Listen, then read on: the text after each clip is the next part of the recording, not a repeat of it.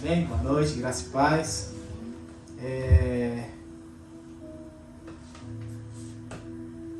Abra sua Bíblia no livro de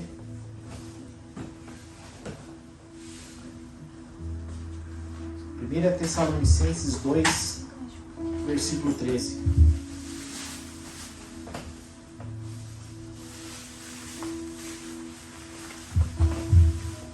Hoje a gente vai iniciar uma palavra breve e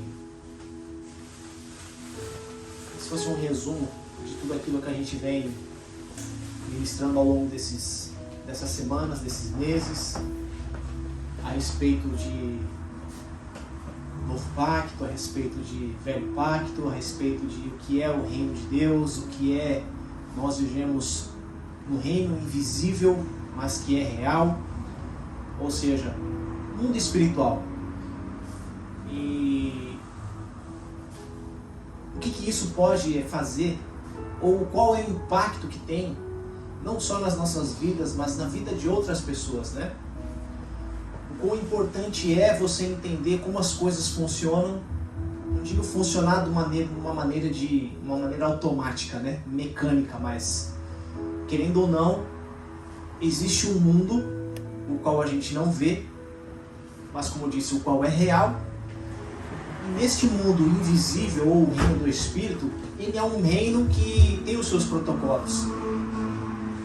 Assim como em cada cidade, ou não digo cada cidade, mas em cada país quando nós vamos, existem leis, existem regras, existem protocolos.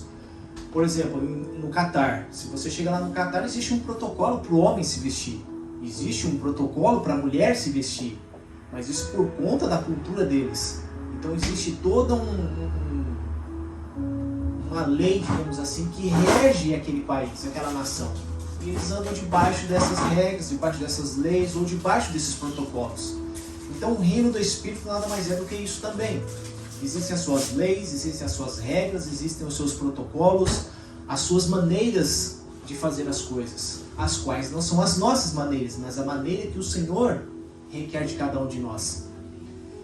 E são verdades espirituais, verdades eternas que se iniciaram no livro de Gênesis e percorre toda a Bíblia até o livro de Apocalipse, que nós conhecemos como a Bíblia, né? A escrita.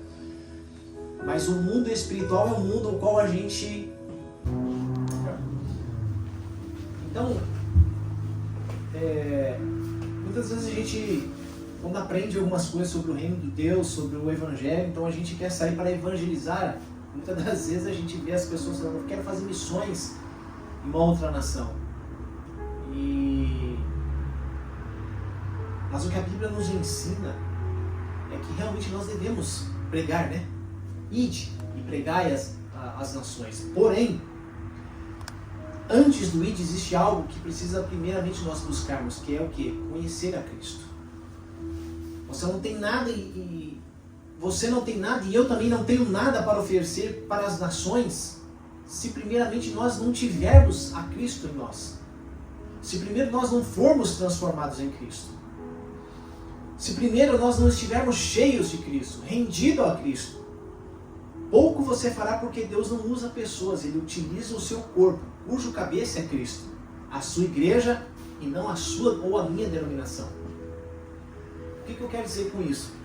Não que Deus não use pessoas, o Senhor Ele usa pessoas, mas eu creio que seja mais efetivo o Senhor usar o corpo de Cristo, que é a sua igreja, na plenitude do seu funcionamento em Cristo, do que se utilizar de apenas um homem. Como eu disse da outra vez, se Deus deposita todo o seu conhecimento em um homem, talvez ele fosse centrar todas as coisas nele. Mas ele resolveu centrar todas as coisas em Cristo, convergiu todas as coisas no seu Filho. E através dele nós temos todas as coisas. Mas quem sabe se eu e você tivéssemos o conhecimento que Cristo tem, talvez a gente fizesse como os babilônios, construíssemos uma torre de Babel, para que o nosso ou o meu nome seja conhecido. Mas quando o corpo de Cristo ele avança, quem é conhecido é Cristo e não ele.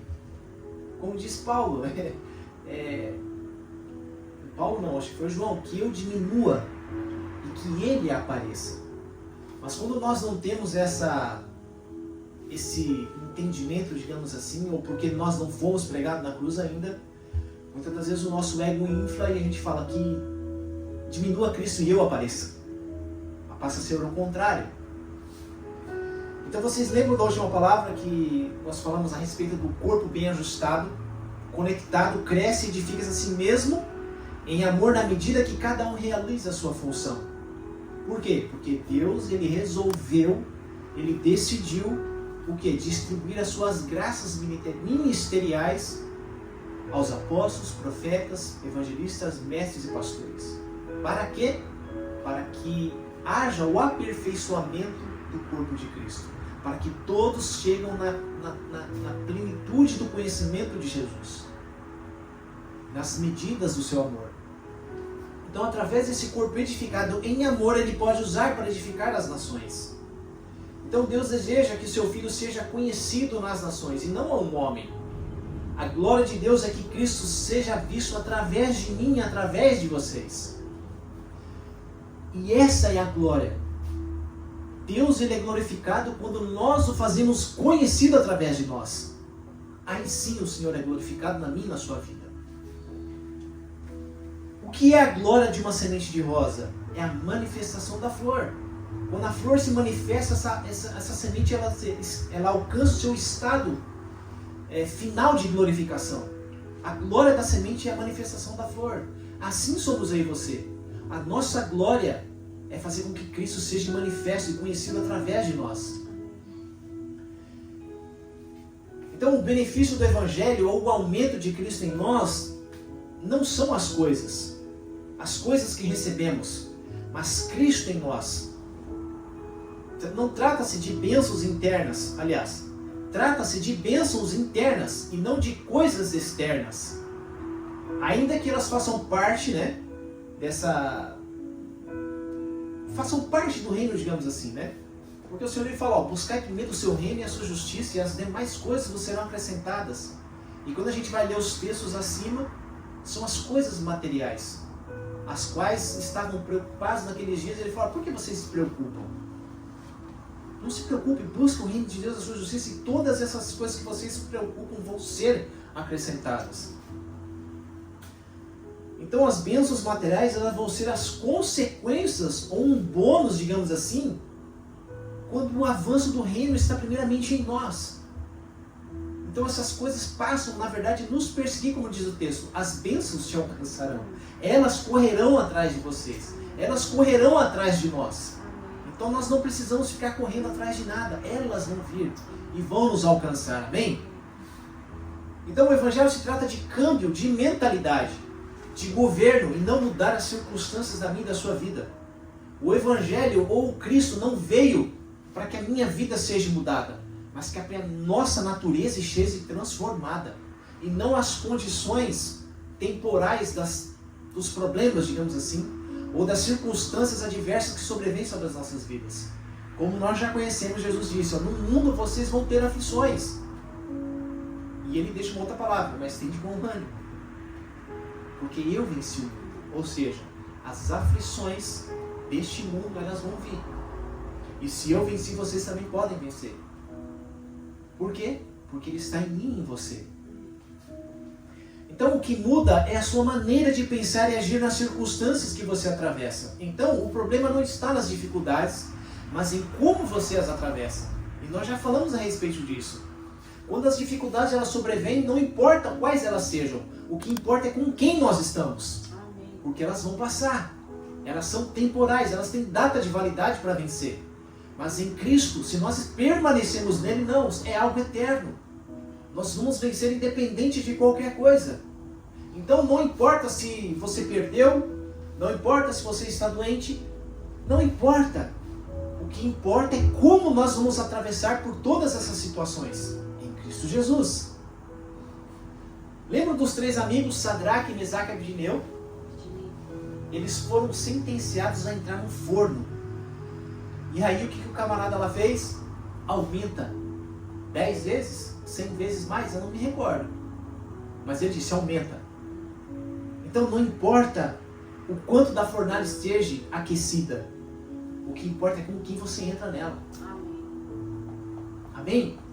Eles encontraram quem lá dentro? Nós sabemos que existiam 3 homens que entraram, mas quando eles estavam passando pela fornalha, eles viram um 4º homem. Então, não importa quais sejam as minhas ou as suas dificuldades, mas com quem nós atravessamos por elas, amém? Então, Deus não vai mudar a condição da minha e da sua vida, ou seja, Deus não vai mudar a dificuldade para mim e para você. O que vai mudar é com quem nós estamos atravessando essas dificuldades. Essa é a mentalidade com que nós devemos mudar. Essa é a chave para que a gente mude a nossa maneira de pensar. E um detalhe, porque isso não nos é imposto. Deus não te obriga a mudar a sua maneira de pensar. Deus ele apenas te apresenta um caminho mais excelente. Ele fala, olha, eu tenho esse caminho para você. Eu te apresento o meu filho. Se você quiser, você o recebe. E através disso, todas as coisas você vai conseguir. Mas não por você, mas por meio dele. Então você precisa receber a palavra e perseverar nela e retê-la. Porque Deus não te obriga a nada. Jesus em Apocalipse ele diz assim, ó, eis que estou à porta e bato. Se alguém ouvir a minha voz, e abrir a porta, então eu entrarei com ele eu cearei. Então, ou seja, eu estou aqui, eu estou batendo para entrar. Eu quero que você me receba, mas eu não vou te obrigar. Porque eu sou um gentleman, eu bato na porta.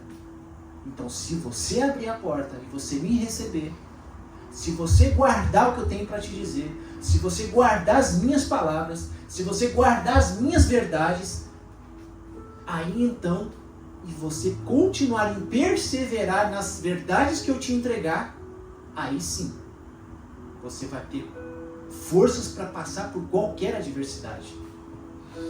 Então você precisa receber a palavra e perseverá-la e também retê-la. Você precisa desejar primeiro e na primeira dificuldade é aí que você precisa perseverar. Então você recebe a Cristo, você recebe a sua verdade. Então quando vier a adversidade, o que eu e você fazemos? Perseveramos na verdade, que é Cristo. E quando nós perseveramos, ao mesmo tempo que a gente persevera, a gente retém. E aí todas as coisas acontecem de uma maneira sobrenatural, porque da mesma maneira que veio, ela vai embora e você não sabe como. Você não sabe como você atravessou, mas você atravessou. É como a Nancy fala, né? Parece que Deus colocou um amortecedor em mim e eu não sinto. Eu não senti aquela dificuldade. Passou assim. Levou 3 anos para passar, mas depois que passou, nossa, parece que foi ontem. Parece que passou tão rápido. Então é da mesma maneira que vem e de repente perdura por algum tempo, mas quando passa, é como se tivesse passado de um dia para o outro. É como diz, o choro dura uma noite, mas o sorriso ela vem pela manhã. Então quando te perguntarem o que foi que ministraram na sua vida e você souber o que te foi entregue, então você reteve. Mas se você te perguntarem o que te foi ministrado, o que te foi falado, o que te foi ensinado, o que te foi apresentado, e você falar, não sei, não me lembro, então você não reteve. É como diz aquele ditado, entrou por um ouvido e saiu pelo outro. Se você me perguntar o que eu almocei ontem, talvez eu não me recorde. Mas nós não podemos deixar de lembrar aquilo que nos foi ministrado na semana passada. Aquilo que nos é ministrado dia após dia através do Espírito Santo. E 2, quando as más circunstâncias não o afetarem a ponto de tirarem você da rota. Então são 2 coisas. Como eu sei que estou retendo o que eu recebi? Então a primeira, que eu falei, mas eu não perguntei, né? Como eu sei que eu guardei e eu reti aquilo que eu recebi? É quando te perguntarem o que te foi ministrado.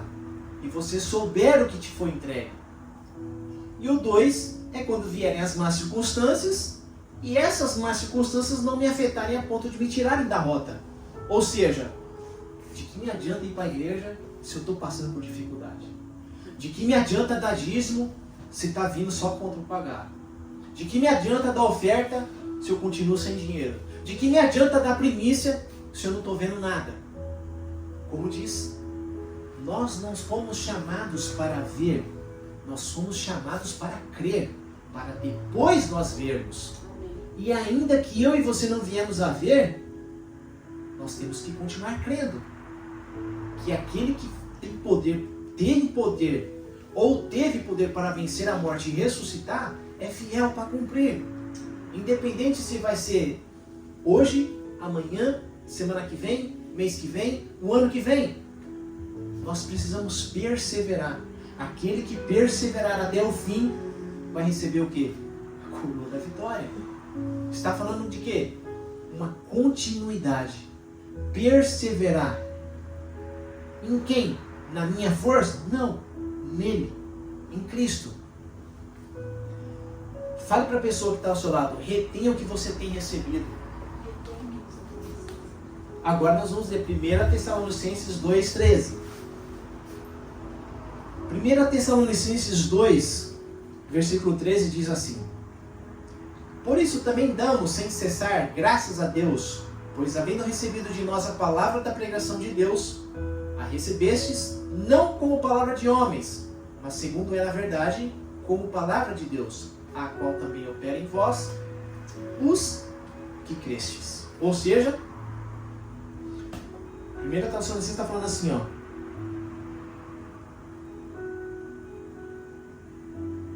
Por isso também damos sem cessar graças a Deus. Por que eu dou graças a Deus? Porque havendo recebido de nós a palavra da pregação de Deus, a recebestes, ou seja, o pessoal de Tessalônica recebeu a palavra de Deus e por isso eles estavam dando graças ao Senhor. Não como palavra de homens, mas como a palavra de Deus, a qual também opera em vós os que crescem. Então, a pessoa dava glória a Deus porque recebeu uma palavra. E porque recebeu uma palavra, ela estava operando neles. Mas só estava operando neles aqueles que creram. Não importa quantas pregações você escuta. Não importa quantas vezes você e eu lemos a Bíblia. Mas o que importa é de quanto, de tudo que nós temos recebido e retido da verdade de Deus, nós temos recebido e temos retido isso como uma verdade. Então não importa o quanto você vê, o quanto você ouve, o quanto você estuda, o que importa é o quanto dessa verdade você está retendo ela. Você está recebendo, mas você está retendo essa verdade de Deus. Então é através daquilo que eu e você recebemos, perseveramos e retemos, isso vai transformar a nossa mentalidade, a nossa maneira de pensar e viver por aquilo pelo qual você foi transformado. E agora é isso que te governa. Vocês entenderam isso? O poder disso aqui? Porque aquilo em qual eu e você cremos tem o poder de governar a minha e a sua vida. Se nós cremos que, como era no Antigo Testamento, que eles ofereciam criancinhas a Moloque, eles matavam as crianças oferecendo como um sacrifício, eles criam isso. E através daquilo eles eram abençoados. Então isso governava a vida deles. Então uma maneira de pensar transformada tem o poder de mudar a nossa maneira de viver. E a partir dessa maneira de viver vai ser governada através desses pensamentos. Lembre que o Evangelho ou o Reino se trata de mudança de pensamento e de governo. É disso que se trata. Lembra quando o povo de Israel foi liberto do Egito? Deus os levou de onde para onde? Eles estavam presos no Egito, como escravos. Deus liberta aquele povo, manda eles para o deserto. E ali no deserto Deus faz o quê? Manda vir uma nuvem para os cobrir durante o dia, por causa do calor, no deserto. E depois manda uma coluna de fogo durante a noite para os aquecer do frio do deserto. Porque de dia é muito quente e à noite é muito frio. E quando a nuvem se movia, então o povo se movia juntamente com a nuvem. Deus estava ensinando algo para eles. Olha, lá no Egito vocês eram escravos. Vocês faziam algo que Faraó mandava vocês fazerem. E vocês só comiam cebola, pepino, essas coisas lá. Só que eu quero fazer vocês mudarem de ambiente, ou seja, de geografia, e eu quero mudar vocês de uma mentalidade, onde vocês passam de escravo para libertos, onde vocês vão ter liberdade. E agora vocês não precisam mais trabalhar, porque eu vou enviar para vocês o quê? A provisão daquilo que vocês precisam. Eu vou enviar a provisão do quê? Da sombra e à noite do aquecimento. E vou enviar para vocês o maná. Deus estava mudando a mentalidade deles. Ou seja, pelo menos tentando mudar a mentalidade deles. Mas na primeira circunstância que vinha, o que acontecia? Eles não retiveram o que Deus estava fazendo. Deus estava movendo milagres na vida deles. Uma nuvem que cobria de dia e uma coluna de fogo à noite e pela manhã, maná. Na primeira dificuldade, o que eles faziam? Poxa, era tão bom quando a gente comia cebola lá. Olha, era tão bom quando tinha aquelas outras coisas lá. Lá tinha carne, né? Lá tinha cebola, né? Lá tinha pimentão, né? Poxa vida, viu? E nós aqui no deserto, passando sede, querendo comer a carne. Deus faz o quê? Manda um monte de codorniz e faz eles comer até sair pelo nariz. E mesmo assim o povo continuava a murmurar. Eles não conseguiam. Eles saíram do Egito, mas o Egito não saíram deles, como a gente cansa de ouvir por aí. Por quê? Porque a maneira de pensar deles não havia sido transformada. E porque a maneira de pensar deles não havia sido transformada, o que eles governavam ainda eram as coisas do Egito. A maneira de pensar deles era daquela maneira ainda. De escravo. Eles não tinham uma mentalidade de um povo liberto.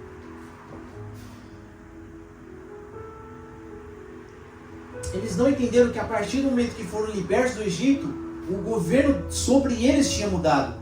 E a maneira de pensar também deveria ser mudada. Assim como um filho que sai da casa dos pais porque se casou com alguém. O que acontece quando um filho sai da casa dos seus pais? O governo muda. E a maneira de pensar também precisa mudar. Ou seja, o homem, quando ele sai da casa dos pais, ou a mulher também, você pode colocar isso como uma mulher. Quem é que tinha provisão? Quem trazia provisão para casa? Eram os pais. Os filhos, eles não tinham obrigação nenhuma de trazer provisão alguma. Qualquer ela que seja. Mas a partir do momento que eles se casam e vai morar sozinhos, agora a maneira de pensar muda. Precisa mudar. Eu não posso mais depender geograficamente do meu pai e da minha mãe. Eu não posso mais depender financeiramente do meu pai e da minha mãe.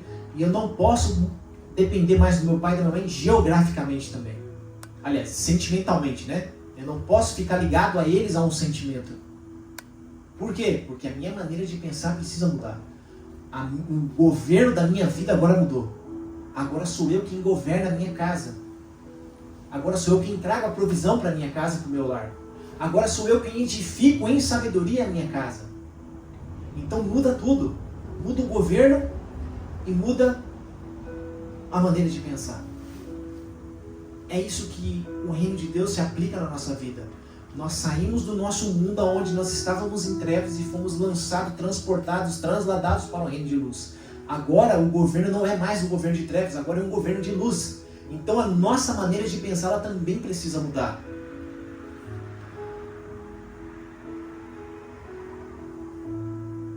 Em 1 Coríntios 13:11 diz assim: quando eu era menino, falava como menino, sentia como menino, pensava como menino, mas logo que cheguei a ser homem, acabei com as coisas de menino.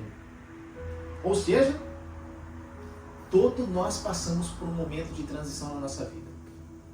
Porque todos nós somos obrigados a crescer. Porém, nem todos querem amadurecer.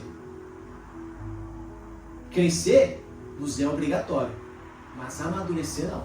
Amadurecer não nos é imposto. Nós precisamos querer amadurecer. Agora, crescer é obrigatório para todo mundo. Crescer é o nosso destino. Amadurecer também deveria ser o nosso destino. Mas quantas pessoas a gente não vê aí fora que já são avançadas em idades e são totalmente ainda meninos na sua maneira de pensar, na sua maneira de falar, como disse o apóstolo Paulo. Pensava como menino, sentia como menino, falava como menino. Se nós não retemos aquilo que o Senhor tem nos dito, mostrado, para amadurecermos, crescermos e sermos transformados na nossa maneira de pensar e governar, nas primeiras dificuldades que enfrentarmos, vamos retroceder. Ou, no mínimo, ficar parados murmurando. É isso que a gente tem visto hoje em dia. Pessoas que estão avançadas em anos no Evangelho, avançadas em anos dentro da igreja, e continuam sem um crescimento ou sem um amadurecimento em Cristo. Nas primeiras dificuldades que vêm, a única coisa que sabe fazer é estar murmurando. Assim como o povo do Egito. Não houve uma transição de governo, de mentalidade, ou maneira de pensar, ou amadurecimento. Continuam inconstantes, como meninos, na sua maneira de viver, de falar e de pensar.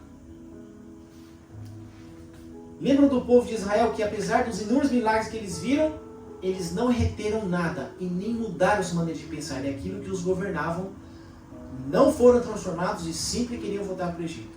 Na sua antiga maneira de viver, pela força dos seus braços, sem terem que depender de Deus, do seu governo ou da sua provisão. Como eu falei, Deus queria transicionar eles de um ambiente de governo, de uma maneira de pensar e de uma maneira de receber provisão. Porém, a gente vê que não deu muito certo isso. Eles não entenderam o que Deus estava falando, eles não entenderam o que Deus estava mostrando, eles não retiveram e não perseveraram nessa pegada, digamos assim, né? Então Deus te tirou do governo das trevas e te transladou para o reino de luz. E agora que você mudou não só de governo, mas de uma mentalidade, agora você passa a ser um com Ele. Somos um em Cristo a partir de agora. Você passa a não ser habitação, você passa não só a ser habitação de Cristo, mas passa a habitar em Cristo. Deus, Ele habita em nós porque nós somos o templo do Espírito Santo, mas nós também habitamos nele. Tem um texto que diz assim, ó, Filipenses 3, 8 e 9, ó. Antes de ler, eu vou falar isso aqui, ó. Não, vou ler depois. Sim, deveras considero tudo como perda, por causa da sublimidade do conhecimento de Cristo Jesus, meu Senhor, por amor do qual perdi todas as coisas e as considero como refúgio, para ganhar a Cristo e ser achado nele. Ou seja, o apóstolo Paulo está falando, ó, tudo aquilo que eu tinha, tudo aquilo que eu conhecia, tudo aquilo que eu era, tudo aquilo que eu considerava ser ou ter, hoje eu lanço como esterco. Não quero mais saber disso. Por quê? Por causa da sublimidade do conhecimento de Cristo Jesus. Por amor do qual perdi todas as coisas e as considero como refúgio. Para ganhar a Cristo, ou seja, Cristo nele, eu recebi a Cristo e eu desejo ser achado nele. Então uma coisa é você receber a Cristo, mas outra é você ser achado nele. E quando nós somos achados em Cristo, nos tornamos um com Ele e somos aperfeiçoados juntamente com Ele, de dentro para fora. E quando nós somos achados em Cristo, nós nos tornamos um com Ele e somos aperfeiçoados juntamente com Ele, de dentro para fora.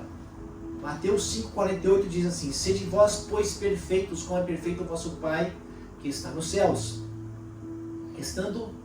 Estamos sendo aperfeiçoados de glória em glória, como diz em 2 Coríntios 3,18.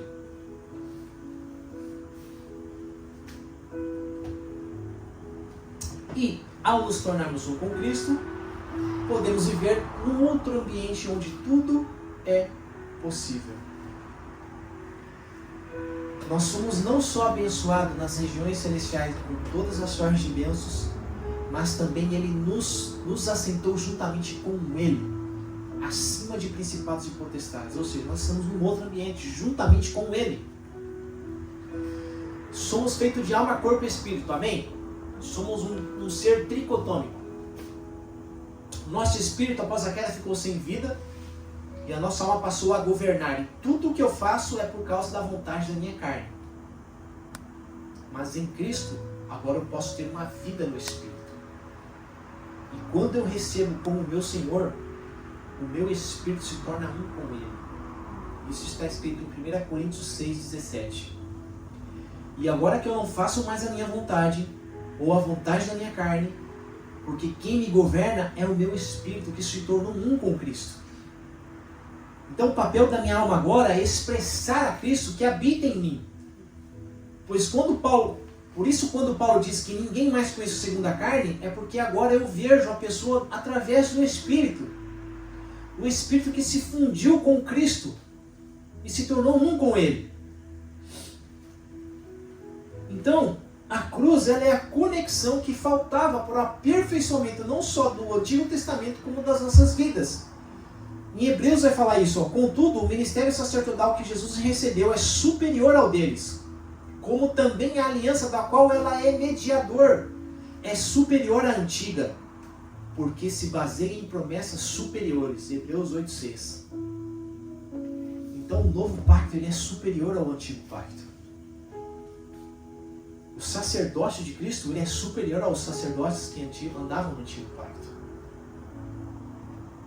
E uma coisa é o Cristo perfeito. Uma coisa é o Cristo perfeito. E outra é você se apresentar-se perfeito a Cristo. Como disse, uma coisa é você receber a Cristo, e outra coisa é você ser achado nele. Uma coisa é eu falar do Cristo perfeito, mas outra coisa é o Cristo perfeito através de mim. Vocês lembram o texto de Jó?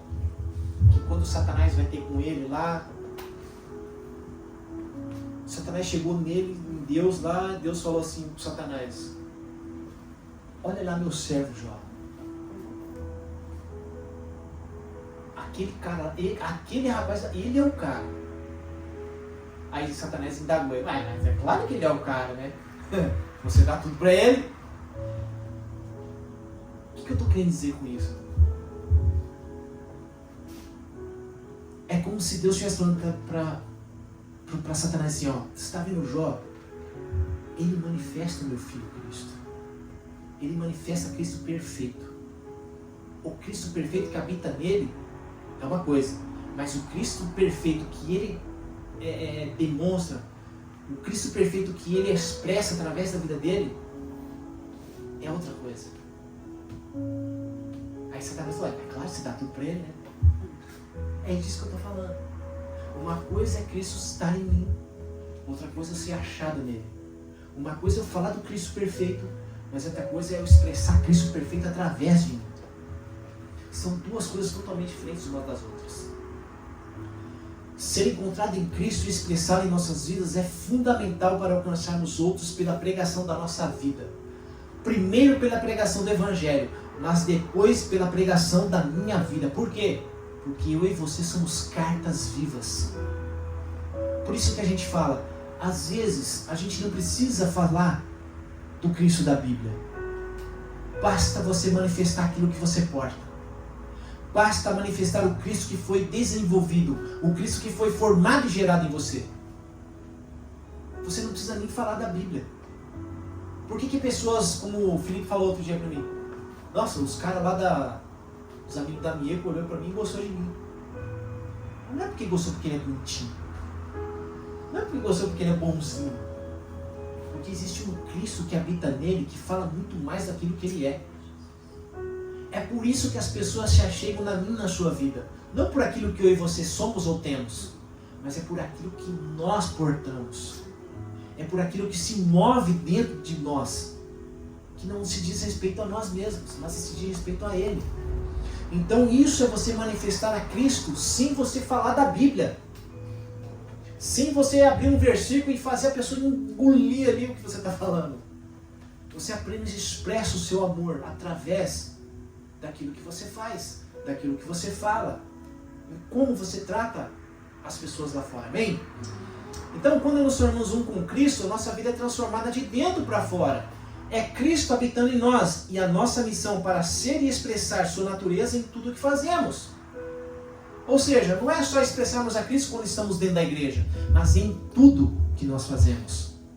Existe até um versículo que diz assim, ó: quer comais, quer bebais, quer que façais qualquer outra coisa, fazei para a glória de Deus. Ou seja, tudo que nós vamos fazermos, como nós aprendemos, faça com excelência. Porque fazendo com excelência as pessoas vão ver algo diferente.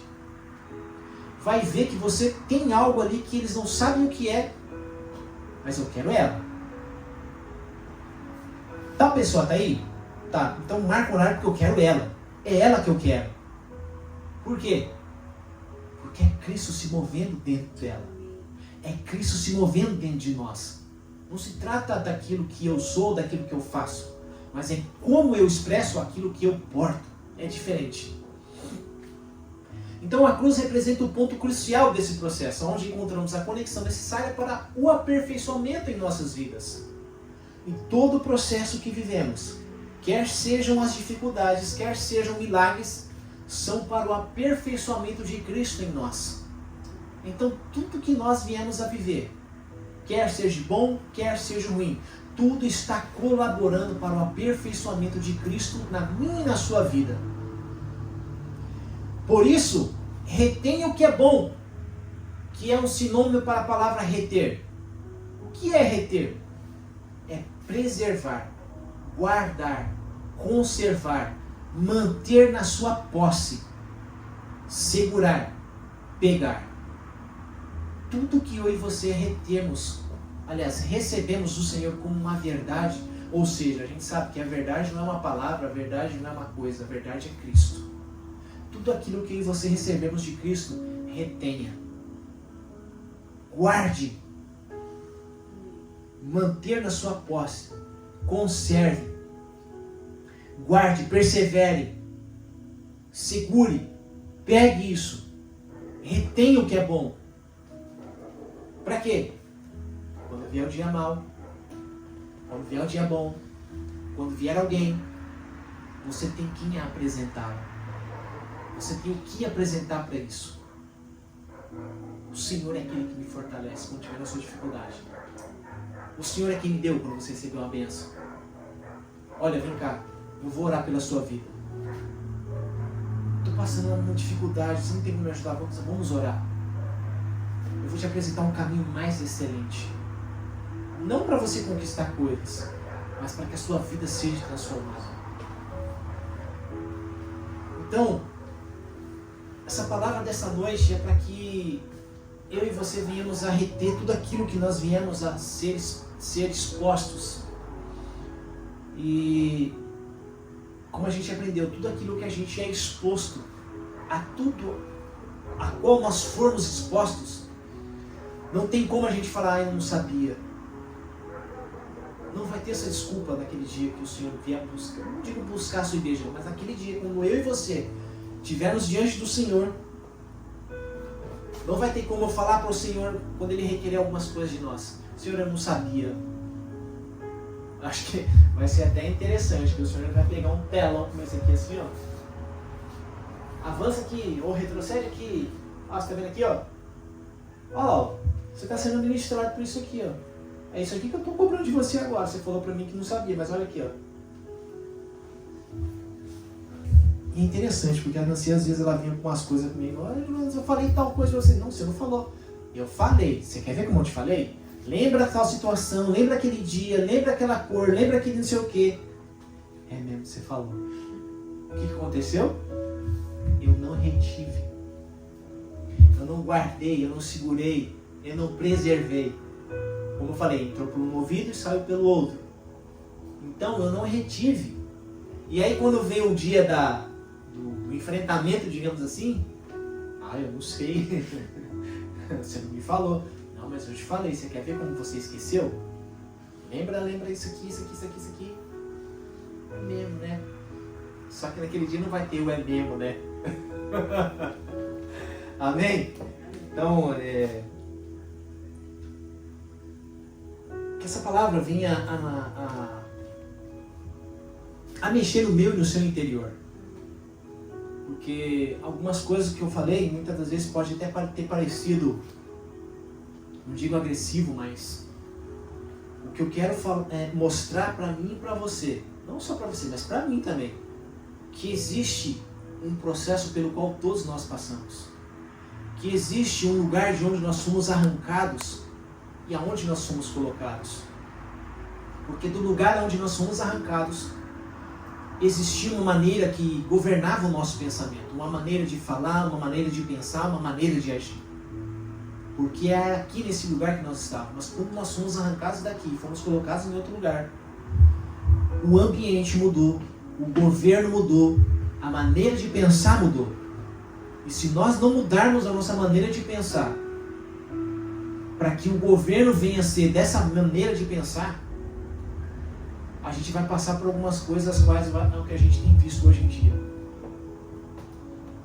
Que as pessoas aceitam a Cristo, as pessoas dizem que Ele é o seu Senhor, mas a primeira dificuldade que elas enfrentam, já começam a murmurar, porque eu dou dízimo, porque, como eu falei, mas eu dou dízimo e não acontece nada, mas eu dou oferta e não acontece nada, mas eu dou premissa e não acontece nada. E como eu falei também, as pessoas estão anos, muitas das vezes, servindo ao Senhor, mas não amadurecem em Cristo. Não se deixam serem aperfeiçoados em Cristo. E quando vem um vento forte, elas não são como aquele bambu que enverga, mas não quebra e volta no seu lugar. Elas são como uma casa edificada na areia, que quando vem a tempestade, leva tudo embora. Não fica nada. E acontece como eu disse nas pessoas do Egito, que não entenderam de onde eles foram arrancados e para onde eles estavam indo. E no meio desse processo, não entenderam a mudança de mentalidade, não entenderam a mudança de governo e começaram a murmurar, até que a gente conhece a história. Eles acabaram não entrando na terra prometida. E isso representa muito na minha e na sua vida. Porque se a gente não muda a nossa maneira de pensar, a nossa maneira de ser governado, a gente não entra em Cristo. A gente fica rodeando Cristo e nunca entra nele. Então a gente não é achado nele, como disse Paulo. A gente o recebe, mas não é achado nele. Porque a gente fica 40 anos rodeando e não entra em Cristo. Por falta de não reter a verdade que ele próprio é. E como eu falei, escuta, não retém e deixa sair. Porque aquilo que a gente entra, escuta e retém é o que nos transforma de dentro para fora. Isso é a mudança de transformação de natureza. Amém? Então vamos colocar de pé. Que essa palavra possa nos levar a um amadurecimento em Cristo. Amém? E que todas as coisas que nós temos recebido